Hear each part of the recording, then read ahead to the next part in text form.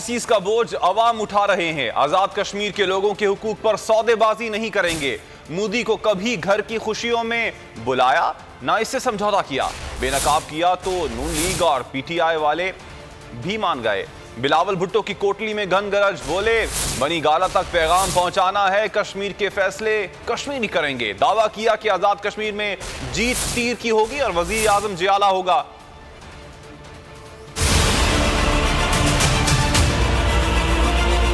हमारा जमात का वो वाहिद क़ियादत है जिसने आज तक ना मोदी से मिला ना मोदी से हाथ मिलाया। जैसे आपका दुश्मन है वैसे हमारा दुश्मन है। हम इसको अपना घर नहीं बुलाते हैं हमारा खुशियां मनाने के लिए, ना ही हम उनके साथ उनके दुख पे मौके पे देते। हम कश्मीर पे सौदा की इजाजत नहीं देंगे।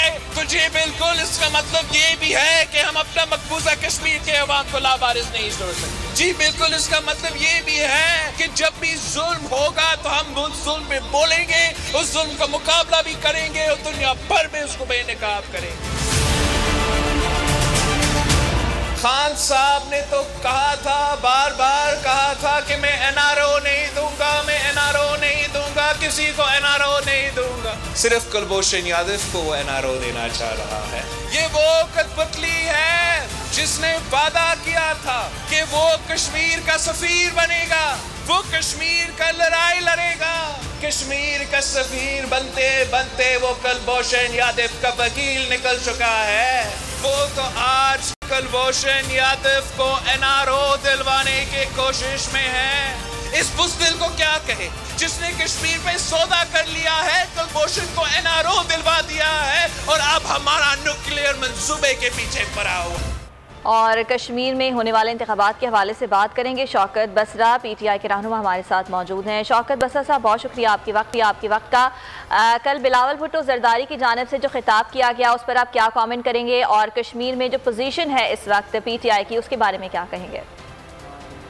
पहली बात तो ये है कि जब इलेक्शन आता है तो इलेक्शन में वोट हासिल करने के लिए और लोगों का खून गिरवाने के लिए ऐसे गैर हकीकी नारे लगाए जाते हैं जिसका सामना अभी आप देख रहे हैं, सुन रहे हैं। आपको याद होगा गिलगित का इलेक्शन ज्यादा टाइम नहीं गुजरा, वहां की अगर आप फुटेज निकालने ज्यादा दूर नहीं हम जाते, वहां पे भी इसी तरह की बड़कबाजी और मौला जाटर और इलाज के नारे लगते थे। और एंड ऑफ द डे वहां कहा जा रहा था हाँ नाकाम हो गया, हुकूमत नाकाम हो गई, क्या क्या क्या। फिर उसके बाद जब हमारी हुकूमत बनी हम सीटें जीत गए। उन्होंने कहा कि ये इलेक्शन नहीं है, ये सिलेक्शन है, ये धांधला हुआ है, पता नहीं क्या क्या हुआ है। यही वो लोग हैं जो कश्मीर में खड़े होकर कहते थे और पाकिस्तान में तकरीरें करते थे। मैं भी उस पार्टी का हिस्सा था। मोदी का जो यार है गद्दार है। नवाज शरीफ ने सौदा कर दिया, नवाज शरीफ ने मुल्क बेच दिया, नवाज शरीफ ने मुल्क गिरवी रख दिया मोदी के पास।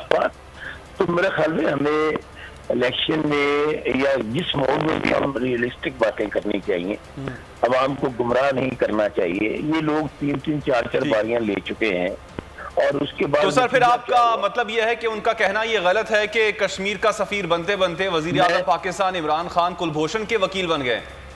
देखिए मैं आपको फिर कहूँ, मैं पहले एक फिक्रा कह लूँ कि 3-4 बारियां लिए हैं दोनों पार्टियों ने। क्या किया? सिवाय पाकिस्तान को कर्जे दिए 32,000 अरब डॉलर के, पाकिस्तान के पास गिरवी रख दिया, तमाम इदारों को तबाह बर्बाद कर दिया, हर पैदा होने वाला बच्चा 1.5 लाख का मकरूज कर दिया। तो इनको चौथी बार हुकूमत दे दें, इनको कहें कि दोबारा आए, लूटे इसको, कसूटे इसको और अपने महल्लात बनाए और बाहर के ममालिक में अपने पैसे ले जाएं। और ये जहां तक बात है, प्राइम मिनिस्टर इमरान खान वाहिद लीडर हैं, ये तारीख इसका फैसला कर रही है और करेगी, जिन्होंने जुर्रत के साथ, दिलेरी के साथ, बहादुरी के साथ कश्मीरियों का मुकदमा दुनिया के सामने रखा। यूएनओ के सबसे बड़ा इदारा है, वहां पे खड़े होकर आंखों में दुनिया को बताया कि कश्मीर के अंदर जो मोजी ये दुनिया का सबसे बड़ा दहशतगर्द है, किस तरह उसने जुल्म के पहाड़ तोड़े हुए हैं। उन्होंने कहा कश्मीर की आवाज नहीं उठाई, बल्कि आपको याद होगा कि पिछले दिनों में कश्मीर ने फिर कहा कि भारत ने कहा, मोदी ने कहा आए बैठते हैं, मुज़ाकरात कर रहे हैं। तो प्राइम मिनिस्टर इमरान खान ने कहा जब तक कश्मीर को वहां पे कर्फ्यू खत्म नहीं करेंगे, कश्मीर की सूरत बहाल नहीं करेंगे, किसी सूरत मुज़ाकरात नहीं हो सकती। ठीक, बहुत शुक्रिया शौकत बसरा साहब, आपने बुल टेलीविजन को वक्त दिया।